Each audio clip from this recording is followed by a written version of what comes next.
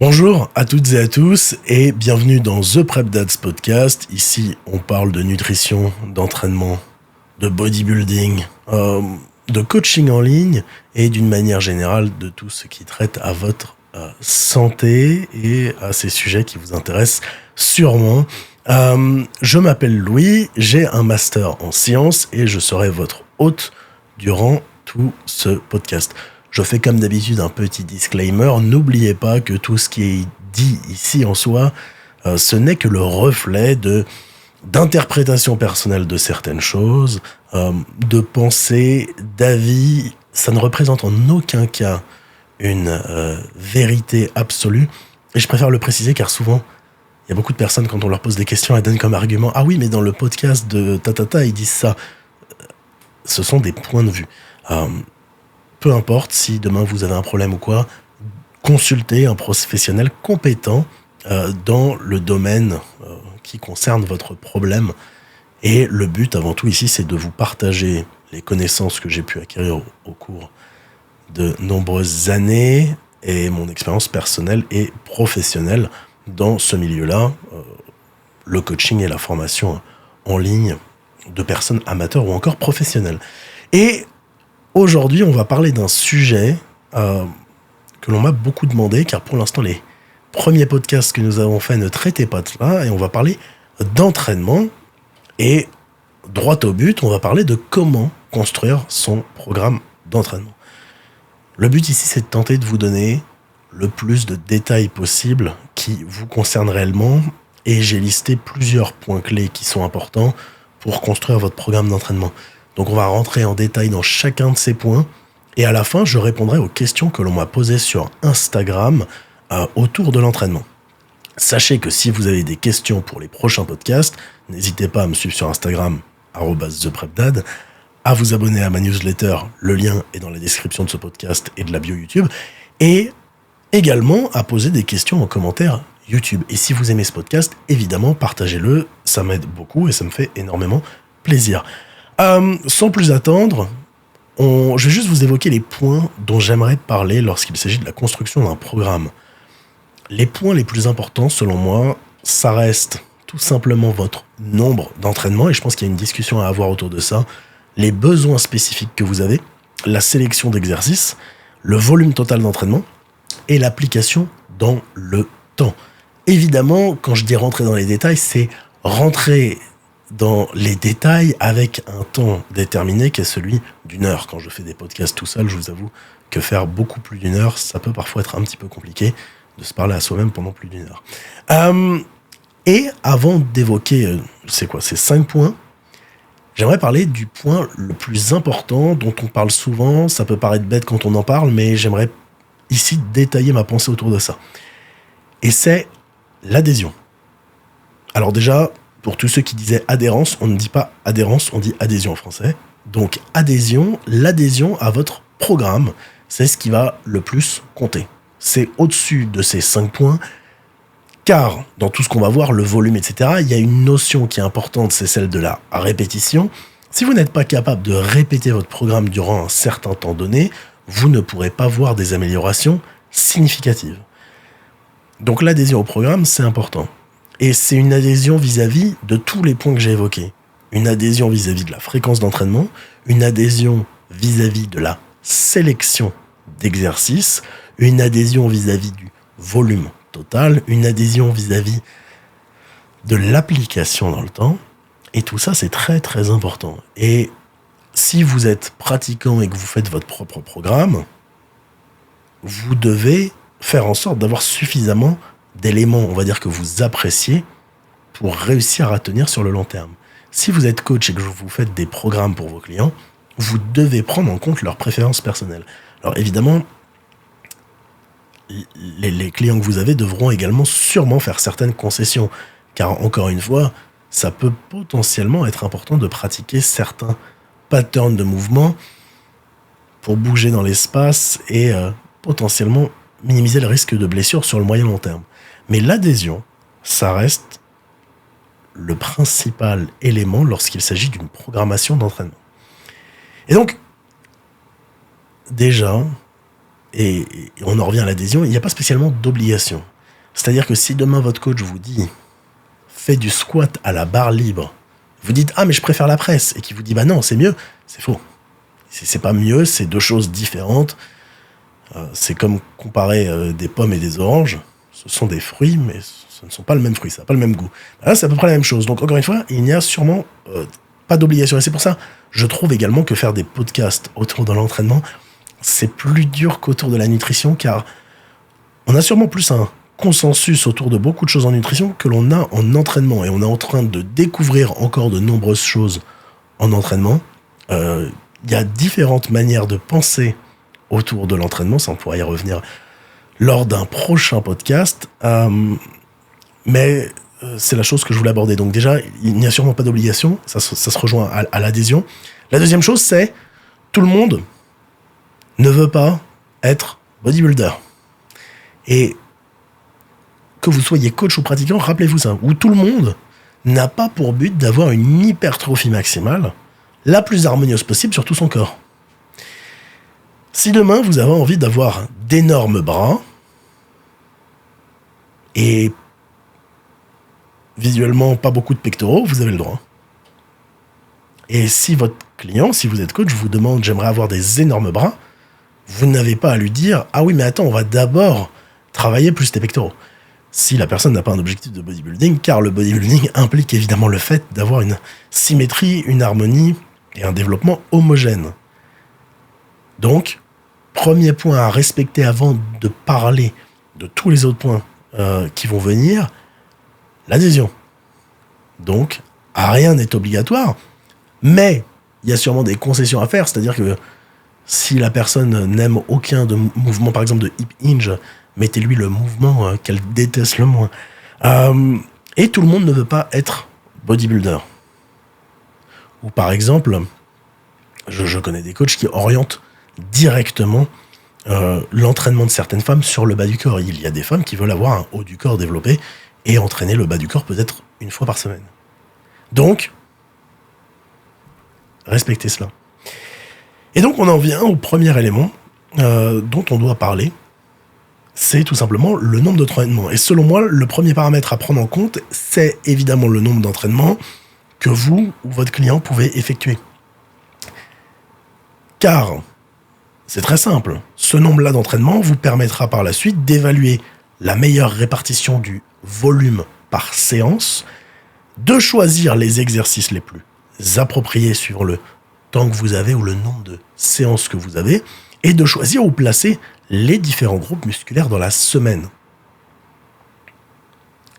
Donc définissez un nombre de séances qui vous semble réaliste. J'ai beaucoup de personnes en coaching qui, dans le questionnaire, me mettent, elles peuvent s'entraîner n'importe quel jour, ou 7 jours sur 7.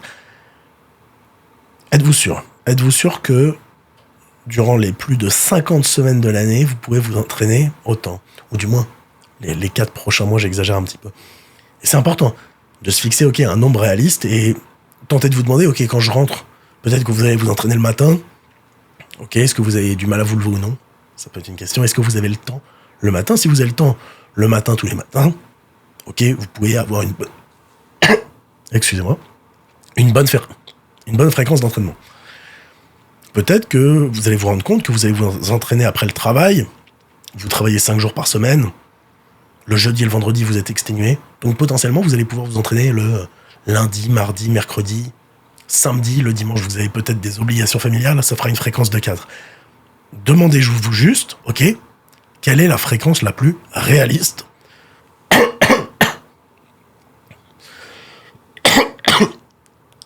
Excusez-moi, je fais ce podcast en étant malade. Donc, mais au moins je suis dévoué pour faire ce podcast.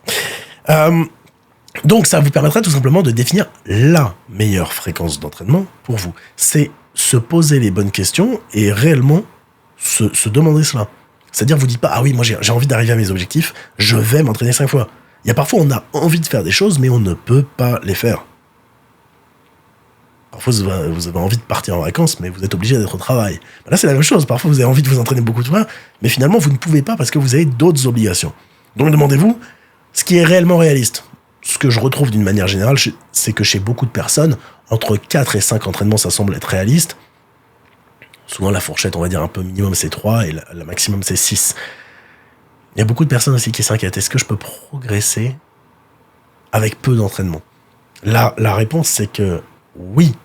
Il faudra encore une fois seulement faire des concessions sur ce sur quoi vous voulez progresser.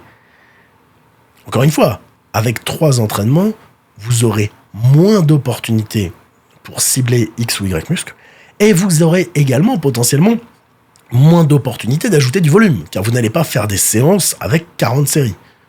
Du moins, je ne pense pas que ça soit la bonne stratégie. Et donc, encore une fois, c'est à partir de ce nombre d'entraînements que vous allez pouvoir définir quel est le split, par exemple, le plus approprié pour moi. Quels sont les exercices les plus appropriés? Et je m'explique.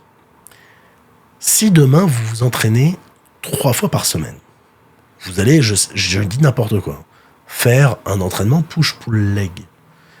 Potentiellement, vous n'aurez qu'une fois par semaine certains groupes musculaires, donc potentiellement, vous n'aurez pas une énorme variation d'exercices. Si vous pouvez vous entraîner 6 fois par semaine, que vous avez 2 séances push, eh bien peut-être que vous allez mettre un développé convergent sur la séance 1, et qui ne sera peut-être pas le même ou avec le même angle que le développé convergent de la séance 2. Donc le nombre de séances, ça peut également vous aider à déterminer ça. Et le nombre de séances, ça vous aide également à placer les différents groupes musculaires dans la semaine. Si vous ne vous entraînez que 2 fois, et que sur votre agenda, ou 3 fois, et que sur votre agenda, vous vous entraînez jeudi, vendredi, samedi, il y a forcément des groupes musculaires que peut-être vous n'allez pas pouvoir enchaîner dû tout simplement au facteur qu'est la récupération. Et vous pourrez également évaluer le meilleur volume par séance. Et on va y revenir juste après. Mais donc, demandez-vous bien, ok, quelle est la fréquence d'entraînement appropriée pour moi? Première question. Deuxième question. Quelle est la durée d'entraînement appropriée pour moi? Je suis désolé de vous dire que je ne crois pas aux entraînements de 45 minutes. Il y a beaucoup de personnes qui disent un bon entraînement, c'est 45 minutes, 1 heure. Je ne pense pas que ce soit une affirmation juste dans la pratique. Si vous prenez en compte le fait... Souvent, les personnes, en plus, quand elles prennent en compte la durée de leur séance, c'est un peu l'arrivée à la salle, vous vous changez dans les vestiaires, vous remplissez votre bouteille d'eau, vous avez un échauffement, vous avez des gammes montantes pour vous échauffer, c'est-à-dire que vous allez faire des séries plus légères avant de commencer vos séries. Sûrement, votre séance durera entre 1h15 et 2h30. Alors sachez qu'une séance de 2h30, ça ne me choque pas, il y a beaucoup de personnes qui font des séances productives de 2h30 et j'ai des athlètes qui font des séances productives, et je préfère le dire productives, de 2h30, pas des séances où ils parlent. Donc, vous posez-vous la question, combien de temps est-ce que je peux rester à la salle? Peut-être que vous pouvez rester 3 heures, très bien. Peut-être que vous pouvez rester 1 heure, très bien aussi. Et justement, c'est, ok, lorsque vous aurez cette durée-là, il faudra vraiment se demander, ok, quel volume est-ce que je veux mettre sur la séance? Et peut-être, qu'est-ce que je peux faire comme système d'entraînement pour me permettre d'avoir ce volume. Et c'est là peut-être où les méthodes d'intensification rentreront en jeu, notamment pour gagner du temps. Mais ça, on y reviendra sûrement dans un autre podcast. Donc, évaluer la répartition du volume, choisir les exercices les plus appropriés, et choisir où placer les différents groupes musculaires par semaine. Vous avez votre nombre de séances, disons, vous avez 4 séances par semaine. Quel est le meilleur split pour 4 séances par semaine? C'est une question d'ailleurs qu'on m'a posée sur Instagram, je vais du coup y répondre maintenant et pas à la fin du podcast. Le meilleur split, c'est déjà le fait de revenir à la définition de ce que veut dire split. Split, ce n'est pas faire un groupe musculaire par séance. Split, ce n'est pas faire pec-bras le lundi, dos triceps le mardi, jambes le mercredi, repos le jeudi, etc., etc. Split, ça veut dire découper. Aussi simple que ça. Quand on me demande c'est quoi la différence entre le split et le push-pull leg, le push-pull leg, c'est un split. Le upper-lower, c'est un split. Le full body, alors est-ce qu'on peut dire que c'est un split dans la mesure où on ne l'a pas divisé? J'irais quand même dire que oui. C'est une manière de diviser ces séances. Il n'y a pas de meilleur split. Et il faut arrêter de se réduire avec des appellations. Je m'explique. ne vous limitez pas à certaines appellations. Ce n'est pas car vous avez entendu push-pull-leg, c'était une fois par semaine, pourquoi pas faire push-pull-leg, push-pull. Et dans votre deuxième séance push, vous pourriez avoir des quadriceps, et dans votre première séance pull, vous pourriez avoir des ischio-jambiers. C'est ce que de nombreuses personnes que je coach font. D'ailleurs, avec Florian Poison, on en avait sûrement parlé, qu'il était sur une variation de push-pull-leg un petit peu comme ça. Beaucoup d'autres personnes que je coach aussi. Pourquoi ? Est-ce que c'est le split magique, push-pull-leg, push-pull ? Non, ce n'est pas magique, mais ça vous permet d'avoir un volume bien réparti sur la semaine, car vous pourrez avoir une bonne fréquence. Si vous faites push-pull-leg, push-pull, vous pouvez entraîner tous vos muscles 2 fois dans la semaine. Peut-être pas tous, peut-être que vous n'avez pas besoin de tous les entraîner 2 fois par semaine. Mais c'est pour vous dire qu'il est possible de faire ça. Ne vous bridez pas à des appellations que l'on entend depuis très longtemps. Quand on dit push-pull-leg, upper-lower, full body, vous pouvez faire 6 full body par semaine, vous pouvez faire 6 upper-lower par semaine si vous en avez envie. Vous n'êtes pas obligé de faire push-pull-leg et donc de vous entraîner 6 fois par semaine, car je pense que certaines personnes réellement pensent comme ça. Dites-vous que ne vous limitez pas à des appellations.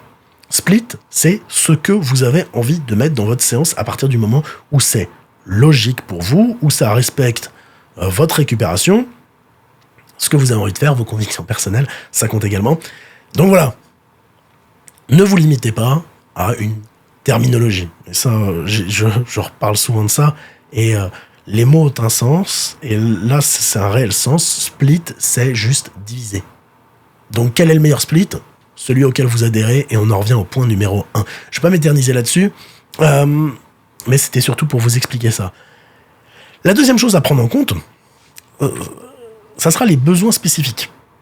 Les besoins spécifiques de l'individu, donc si vous êtes coach ou de vous, si vous êtes pratiquant et que vous regardez et écoutez ce podcast, viendront vous aider pour la sélection d'exercices ainsi que la répartition du volume.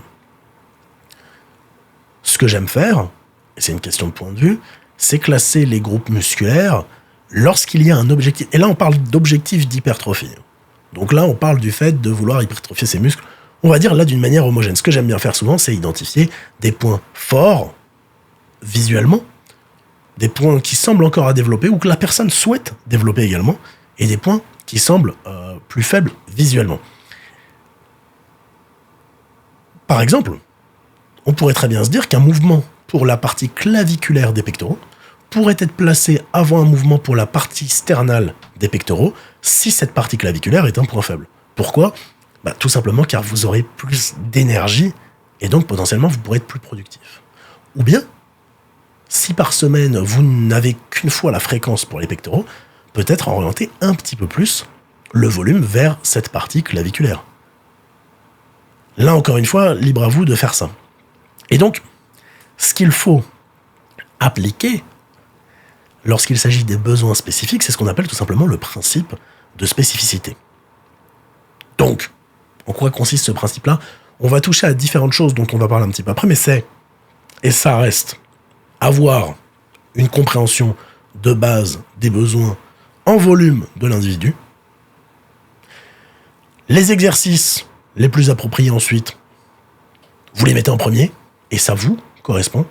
Alors, quand je dis un exercice vous correspond, c'est ça correspond notamment à ce que vous êtes capable de faire, à ce que vous aimez faire, à ce que vous avez besoin de faire également.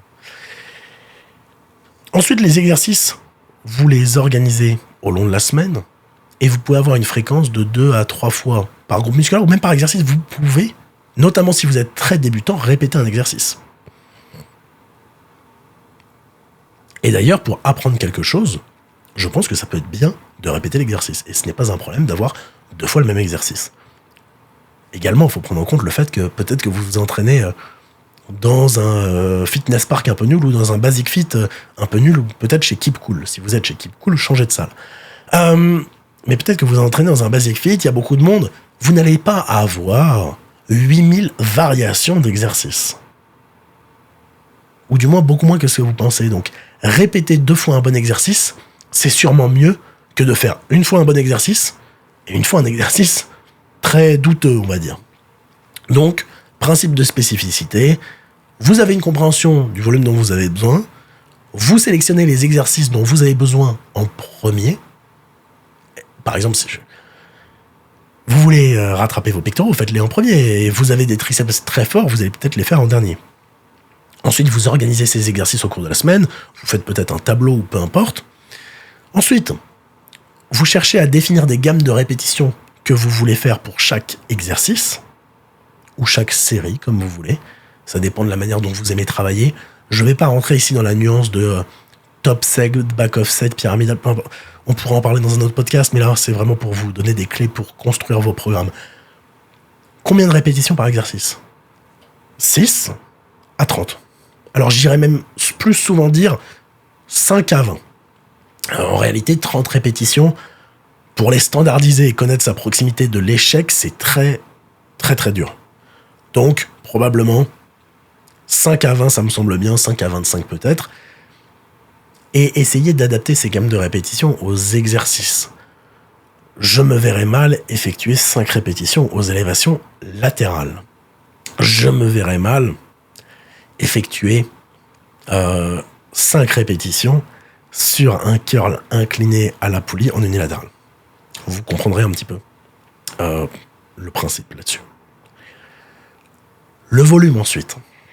Vous répartissez le volume entre les différents exercices et combien de muscles, combien de séries devez-vous faire par semaine par muscle. C'est un débat sans fin, je trouve, car il y a de nombreux paramètres à prendre en compte. Il y aura la capacité de l'individu à aller proche de l'échec, l'expérience de l'individu, la préférence personnelle de l'individu. Je vais vous donner une fourchette, peut-être qu'elle ne va pas vous aider, mais entre 5, 6 et 25 séries par groupe musculaire par semaine. Avoir 25 séries sur certains groupes musculaires, ça ne me choque pas. Avoir 6 séries sur certains groupes musculaires, ça ne me choque pas. Avoir 5, 3, ça ne me choque pas parfois. Ça dépend vraiment. Il y a beaucoup de personnes, vous voulez le nombre magique, il n'y en a pas. Il n'y en a pas. Je sais, vous êtes sûrement là pour ça, je suis désolé. Entre 5, 6 et 25, ça me semble cohérent. Suivant les groupes musculaires, il y a beaucoup d'autres choses à prendre en compte. Hélas, on ne peut pas rentrer dans toute cette nuance-là, ça prendrait très très longtemps. Ensuite, toujours pour ce principe de spécificité, car on est toujours dans le même point, on veut quantifier l'effort de chaque série pour tout simplement établir ce que vous devez faire la semaine d'après. Ce que je vous recommande, au début d'un bloc d'entraînement, c'est d'aller proche de l'échec sur quasiment tout, très proche de l'échec, pour tout simplement voir votre capacité maximale à aller proche de l'échec, potentiellement votre récupération et tout simplement réussir chaque semaine à faire la même chose. Et également, lorsque je dis l'effort de chaque série est quantifié, j'indique là, je vais juste prendre une note, que vous allez standardiser relativement vos amplitudes. Alors j'aime pas trop le terme de standardiser, parce que je pense qu'il y a certaines personnes qui, en standardisant, viennent se brider. C'est-à-dire vous allez chercher à faire des séries parfaites et à la fin vous ne passerez pas la 8e rep car vous trouvez que votre bras est un peu trop tremblant. Ça peut vous brider. Donc tentez juste d'avoir les mêmes amplitudes, d'avoir des repères au niveau des amplitudes chaque semaine, je pense que ça peut être important. Et les temps de repos et les tempos peuvent être prescrits si nécessaire. Alors, est-ce que je suis pour prescrire des tempos ? Alors, oui et non.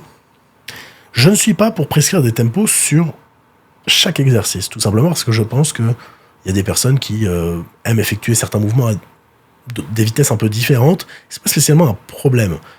L'essentiel, c'est sûrement d'avoir sa phase excentrique plus lente, plus contrôlée que sa phase concentrique. La deuxième chose, par rapport à ces tempos, c'est je pense qu'il peut être important de mentionner des tempos pour des pratiquants, on va dire, intermédiaires, où vous voyez qu'il y a des défauts dans leur mouvement. Par exemple, les extensions mollets.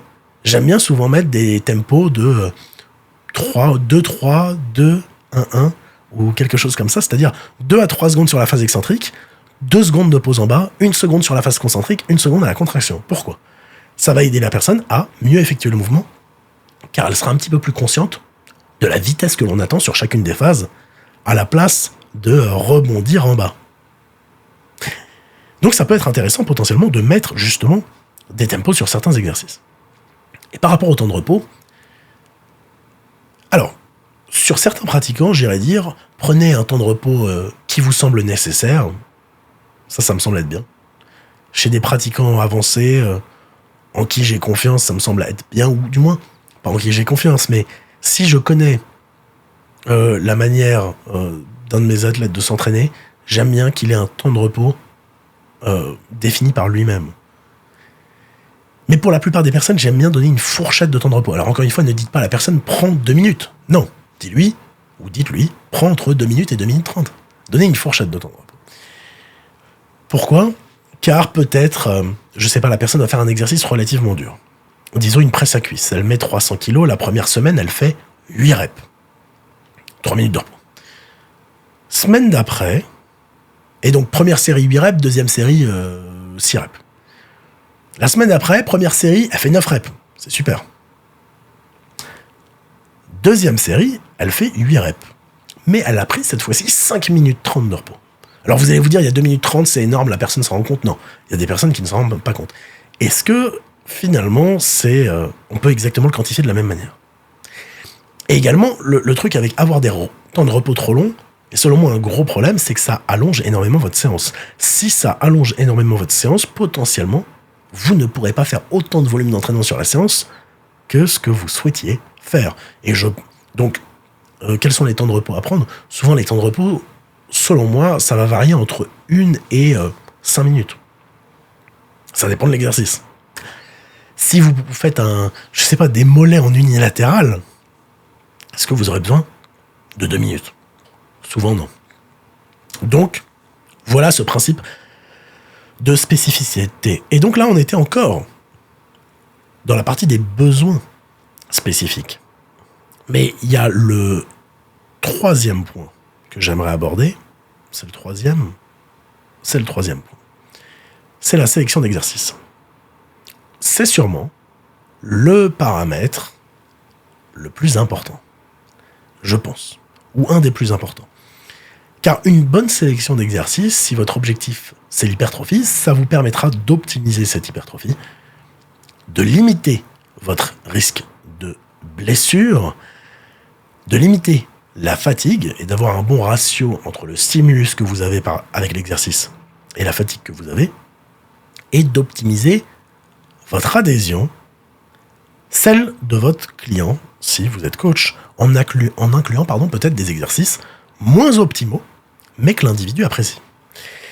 Donc pour revenir sur tous ces points, optimiser l'hypertrophie. Encore une fois, vous pouvez faire de la biomécanique appliquée à l'hypertrophie et donc avoir des exercices qui seront sûrement plus optimaux que d'autres lorsqu'il s'agit d'hypertrophie. Et c'est-à-dire souvent des exercices qui sont critiqués un peu à tort et à travers, par exemple.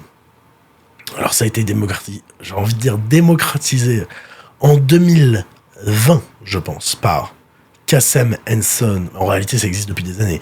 Le tirage pour le grand dorsal à un bras, que vous connaissez ou faites sûrement aujourd'hui. Il y a beaucoup de personnes qui viennent dire « Ah oui, mais ça c'est de la finition, c'est pas... » Enfin, il faut d'abord avoir la base. Bon, non, la réponse, c'est non. Encore une fois, si vous tirez bien, il n'y a pas besoin d'avoir une base pour faire ce mouvement-là.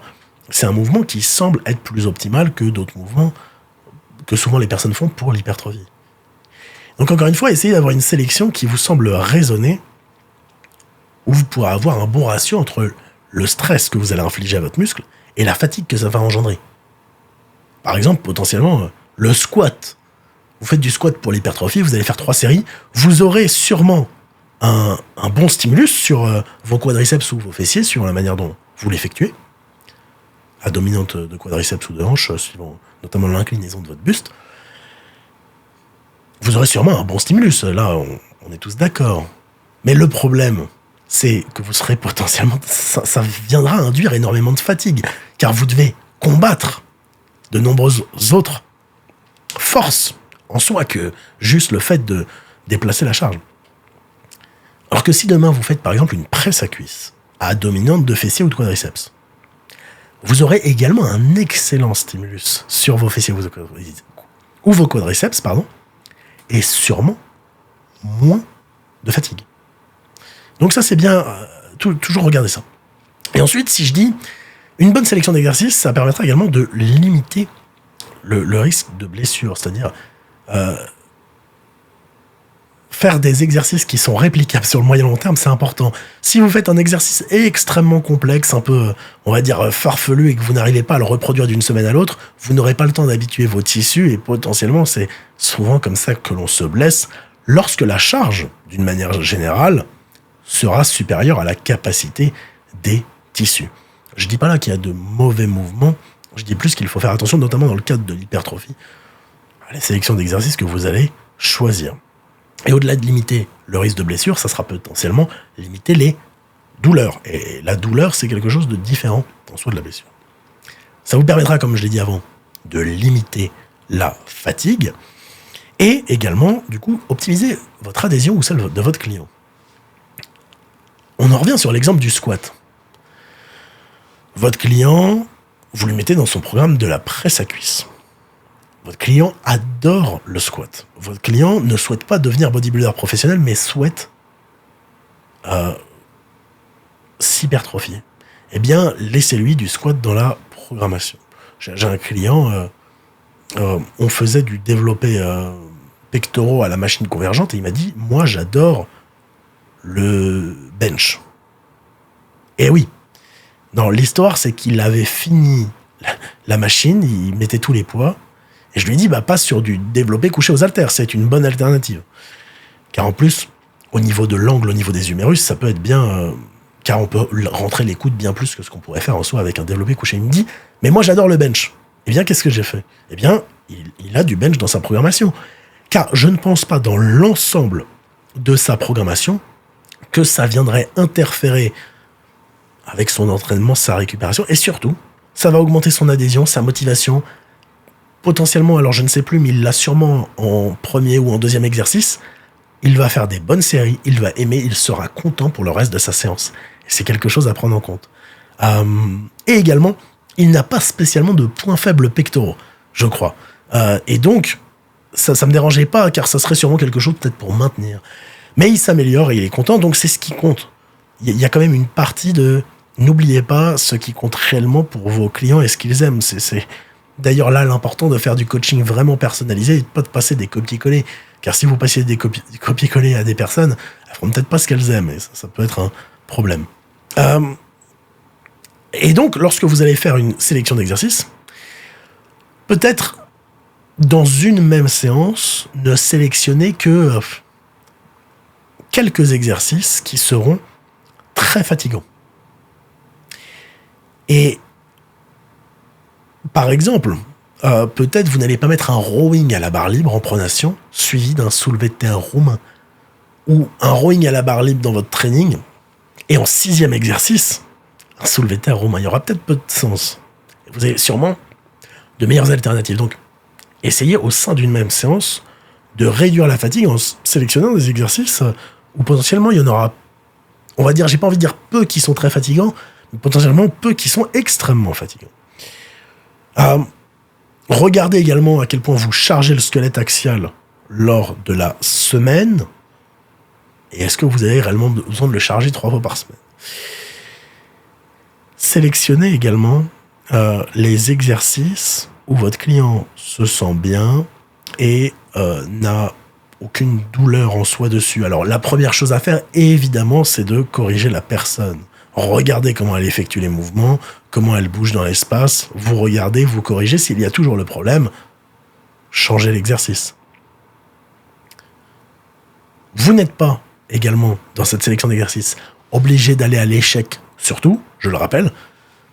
Vous pouvez aller à l'échec surtout, et vous n'êtes probablement pas obligé d'aller à l'échec surtout. Peut-être sur les exercices d'isolation, vous irez à l'échec, et sur les exercices polyarticulaires, certains vous resterez avec 1 ou 2 reps en réserve. Et au fur et à mesure des semaines, vous réussirez à découvrir réellement l'intensité que vous pourrez mettre sur chacun de ces exercices. Ne soyez pas impatient. En construisant votre entraînement, vous faites une séance, les perfs, moyenne, séance 2, voilà. Attendez quelques semaines et vous aurez une progression linéaire au début et ensuite ça viendra sûrement un petit peu plus toucher un plateau, on va dire, vers semaine 4, 5 et ensuite là ça sera un petit peu plus dur. Et donc construisez cette intensité au fur et à mesure des semaines. Et appliquez, faites attention d'appliquer ces principes-là. Le 4e et avant-dernier paramètre à prendre en compte, ça sera le volume total d'entraînement. Et donc on en a parlé un petit peu avant. Et le volume total, en soi, il devra être calculé en fonction des muscles à prioriser, mais également de l'expérience en salle et du temps que vous pouvez accorder pour une séance. C'est pour ça que je vous ai dit entre 5 et 25, ça ne me choque pas. Parce que si vous vous entraînez 6 fois par semaine, avoir 25 séries sur certains muscles, ça ne me choque pas, même 5 fois par semaine. Si vous vous entraînez 3 fois par semaine, ça sera peut-être compliqué d'avoir 25 séries sur un groupe musculaire. Souvent, ce qu'on voit et que l'on évoque dans la recherche, c'est que souvent, entre 10 et 20 séries par muscle par semaine, ça semble important. Mais je pense qu'il y a certains individus qui ont besoin de moins et d'autres de plus. Parce que même chose, si vous produisez énormément d'intensité, vous n'avez sûrement pas besoin d'énormément de séries, mais je pense qu'il y a également des limites à cela. Donc ça dépend des personnes. Et il y a un partisan du volume plutôt bas, c'est Jordan Peters, que peut-être vous connaissez, Train by JP. Lui, il fait souvent, parfois très peu de séries. Il progresse énormément. Alors oui, vous allez me dire, il consomme des produits anabolisants, mais c'est peut-être une preuve que... Alors en fait, il s'entraîne avec peu de volume, mais aussi avec énormément d'intensité, des charges extrêmement lourdes, une très très très forte proximité à l'échec, pour ne pas dire il est à l'échec à chaque série. Et donc, potentiellement, il a besoin de moins de volume d'entraînement que quelqu'un qui s'entraîne loin de l'échec. Mais là, ça se référera également avec votre préférence personnelle. C'est bizarre à dire, il y a des personnes qui n'aiment pas s'entraîner dur, mais qui préfèrent s'entraîner un petit peu plus longtemps. Donc, à la place d'avoir 3 séries dures, vous pourriez très bien lui mettre 4 séries plutôt OK. Et c'est toujours ça ce qu'il faut regarder. C'est pas OK, elle s'entraîne pas dur, faut que je le redise chaque semaine. Si au bout d'un moment vous voyez que la personne elle met juste jamais d'intensité, il y a peut-être rien de mal à augmenter le volume d'entraînement de cette personne. Et donc ce volume total, potentiellement vous allez mettre plus de volume sur des groupes musculaires plutôt faibles, mais faites quand même attention, parce que parfois un groupe musculaire faible, c'est tout simplement dû à des années d'exécution hasardeuse, de sélection d'exercices hasardeuse, de beaucoup de choses hasardeuses. Donc potentiellement, vous pourriez mettre le même volume que sur un groupe moyen fort et voir des bonnes améliorations, si vous voyez des bonnes améliorations lorsqu'il s'agit de la technique de la personne. Peut-être que la personne n'a pas de pectoraux et effectuait tous ces mouvements d'écarté en abaissant énormément son sternum, en arrondissant, en faisant une protraction au niveau en arrondissant sa colonne. C'est possible. Donc ça, c'est surtout à regarder. C'est pour ça que je ne peux pas vous dire un nombre qui semble être le meilleur, car en soi, ça dépend vraiment du groupe musculaire, de l'individu. Souvent, ce que je vois, c'est que chez des pratiquants très avancés, des groupes musculaires qui sont très forts, ils auront des séries relativement basses, faibles. Yann, par exemple, que je coach, qui est bodybuilder naturel, pour sa préparation de mémoire, on lui avait mis 5 séries de quadriceps à certains moments dans sa programmation, car il a les quadriceps relativement forts. Et donc, c'était un volume relativement de maintenance. Et au contraire, on avait mis plus de volume sur le dos, parce que son dos était relativement faible, et ses exécutions restaient bonnes. Et son intensité est également bonne. Et là, on peut se dire, on peut augmenter un petit peu le volume. Donc voilà. Le dernier point à prendre en compte, lorsqu'il s'agit de construire son programme, ça reste l'application dans le temps. Un programme bien pensé viendra durer dans le temps, et il faut penser aux paramètres suivants. Tout d'abord, la surcharge progressive. Faites des exercices que vous allez pouvoir surcharger progressivement. Je m'explique. Si vous faites le cas de la chest press avant, où j'expliquais qu'il mettait toute la colonne de poids, si en fait tout au début du coaching il met directement toute la colonne de poids, ne maintenez pas cet exercice, sinon il va finir par faire 30 reps et ça sera un petit peu embêtant. Donc regardez à quel point la personne peut surcharger progressivement, et est-ce que c'est des exercices où il est plus ou moins facile de surcharger progressivement, ou du moins est-ce que c'est des exercices où c'est très très très dur, mais il faut également le prendre en compte. La deuxième chose, c'est évidemment, comme je l'ai dit, l'adhésion sur le long terme. Et l'adhésion sur le long terme, vous allez peut-être vous dire, ok, à quel point est-ce que je dois varier mes trainings?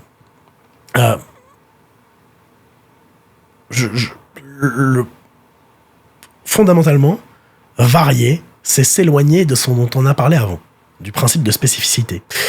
Cependant, vous pouvez avoir une variation qui est stratégique, c'est-à-dire entre deux blocs d'entraînement, vous allez avoir une progression sur un exercice suivant ce dont la personne a besoin.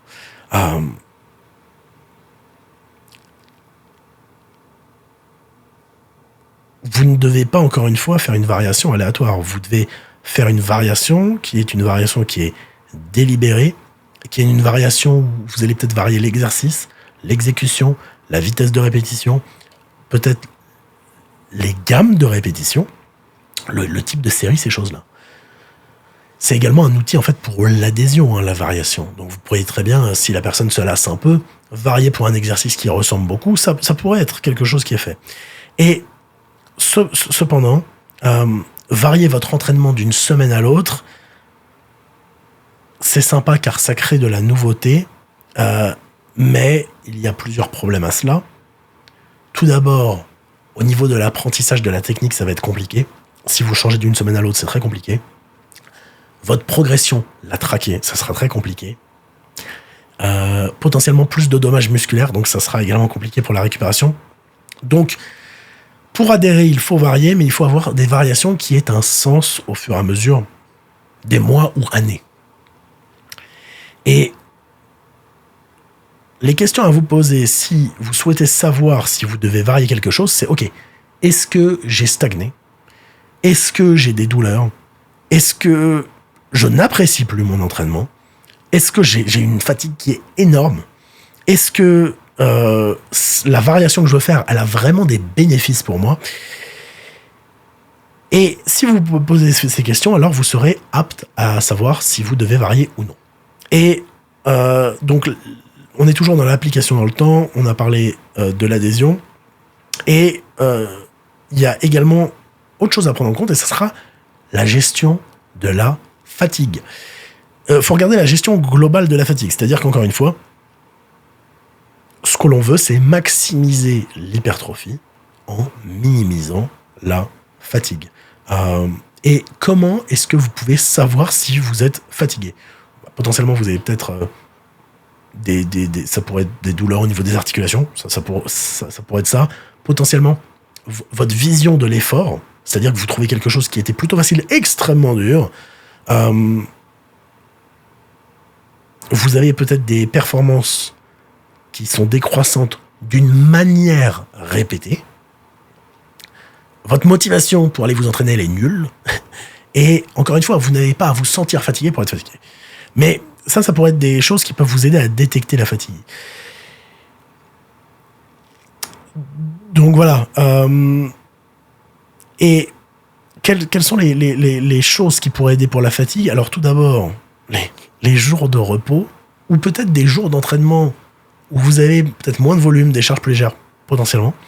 Et les déloads, ça reste une bonne méthode, selon moi, pour dissiper un petit peu de fatigue et avoir une récupération qui peut être bonne. Vous pourriez avoir un déload qui est proactif, c'est-à-dire vous l'avez prévu, ou quelque chose qui est réactif.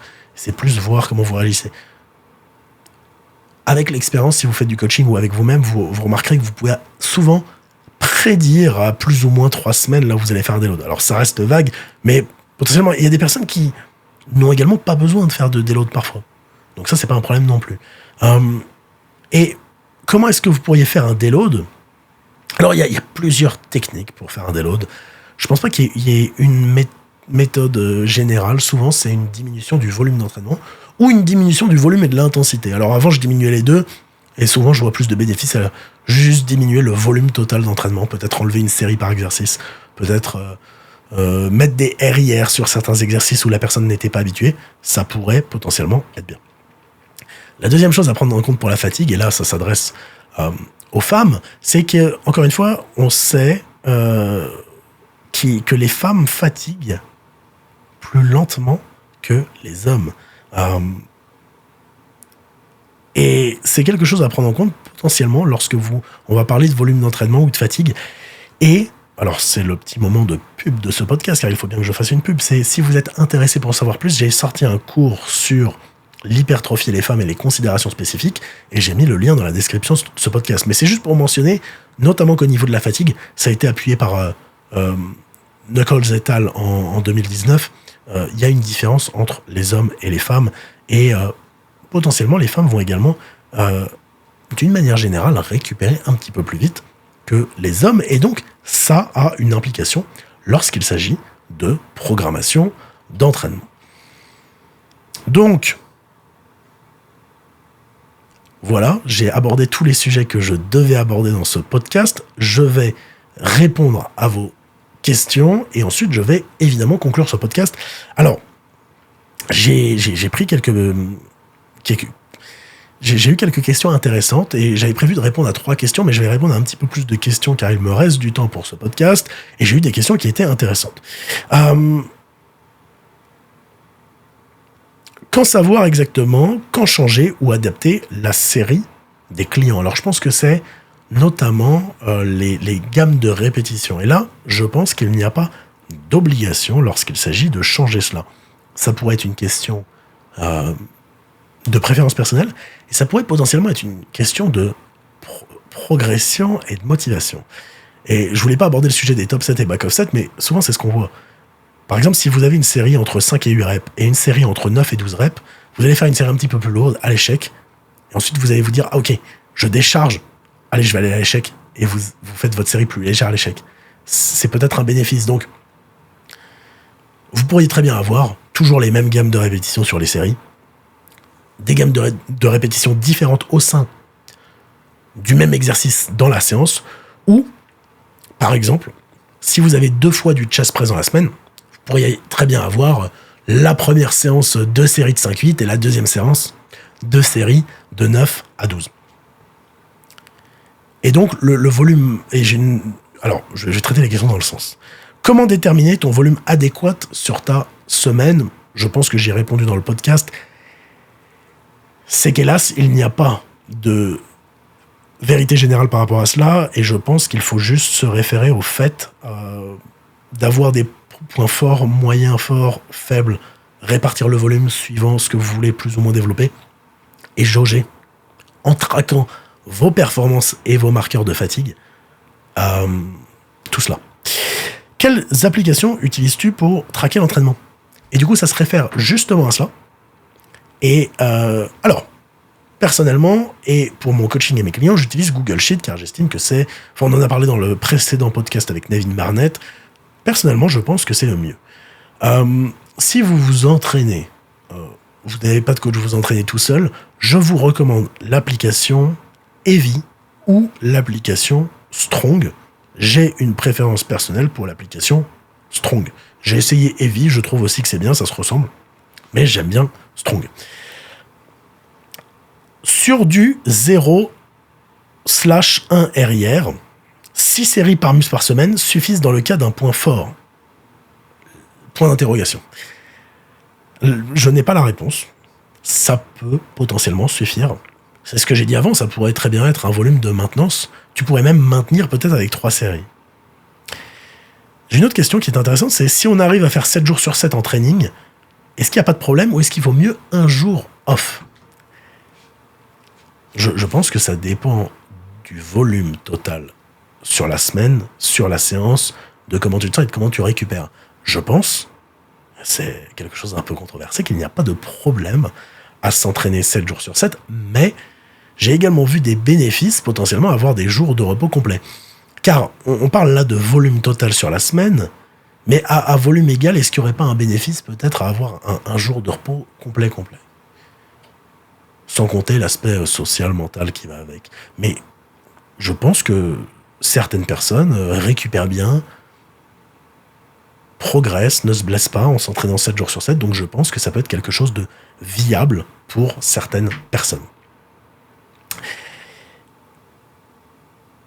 Quel type d'exo différent doit-il y avoir dans une programmation pour un même muscle?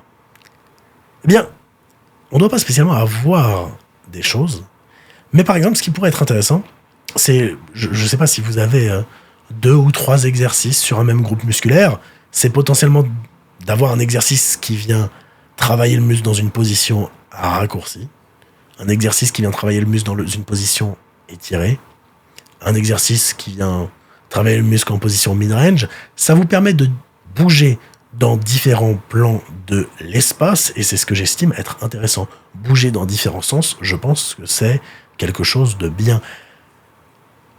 On n'y reviendra pas dans ce podcast, mais lorsque je dis position raccourcie, je ne dis pas forte tension de contraction, ce sont 2 choses différentes. Il y a une différence entre une position anatomique et une résistance. Donc faites bien attention à cela. Mais donc, juste potentiellement varier les angles de travail pour avoir un muscle relativement étiré, relativement raccourci, relativement, on va dire, neutre lorsque l'on dit mid-range, ça pourrait être intéressant. Et une question du coup que j'ai répondu avant, la vraie différence entre le push-pull-leg et le split, le push-pull-leg est un split. C'est tout. Et le split, alors je pense que split, dans la question, cette personne entendait le split que l'on appelle souvent bro split par groupe musculaire.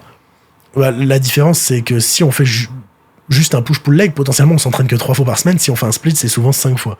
4-5 fois. Donc voilà. Mais comme on l'a vu juste avant, il n'y a pas de règle. Alors,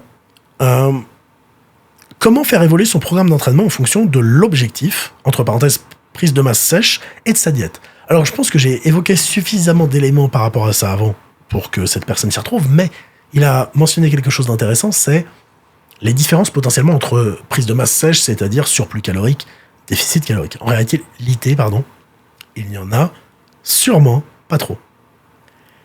Il y en a peut-être une seule, ça sera le management de la fatigue et le volume d'entraînement. N'oubliez pas que pour maintenir votre masse musculaire, vous avez sûrement besoin de moins de volume d'entraînement que pour en construire. Donc potentiellement, à un certain stade de déficit, vous pourriez très bien, pour mieux manager la fatigue, enlever un petit peu de volume d'entraînement en ayant la même proximité à l'échec que ce que vous aviez et maintenir votre masse musculaire.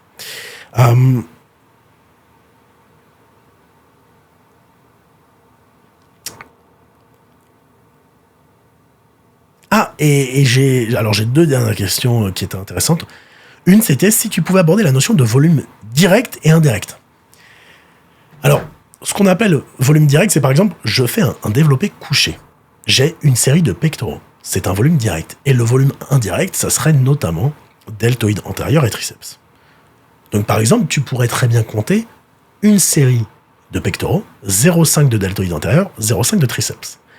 Le seul problème avec ça, et surtout certains exercices, c'est que tu es très loin de l'échec avec ton deltoïde antérieur ou avec tes triceps. Mais tu es proche de l'échec avec tes pectoraux. Doit-on réellement compter ces séries indirectes? Je pense aujourd'hui qu'il faut être au courant qu'il y a une fatigue accumulée avec justement ces groupes musculaires annexes. Mais n'oubliez pas que ce ne sont pas des séries effectives sur ces muscles annexes. Il faut juste se dire, ok, j'ai d'autres muscles qui sont stimulés, ces muscles-là, et j'ai tant de séries indirectes. Donc toi, c'est surtout ce que tu dois retenir. Alors je tutoie la personne qui m'a posé cette question. Et la dernière question à laquelle je souhaiterais répondre, ma programmation est split préférée. Alors actuellement, je l'ai partagé sur Instagram. Je fais un split push-pull. Donc c'est-à-dire que je fais push-pull, repos, push-pull, repos. Ça me permet d'avoir une fréquence d'entraînement à laquelle je peux m'entraîner. Dans la mesure où le week-end, souvent, j'ai beaucoup de check-in pour le coaching et donc je ne peux pas dédier ce temps-là à aller à la salle m'entraîner. Je préfère avoir vraiment des blocs de travail un petit peu plus longs. Alors j'ai aussi des check-ins à d'autres moments de la semaine et j'en ai souvent un petit peu moins. Et dans ces splits push-pull, la première séance push, je commence par le haut du corps et je finis par le bas.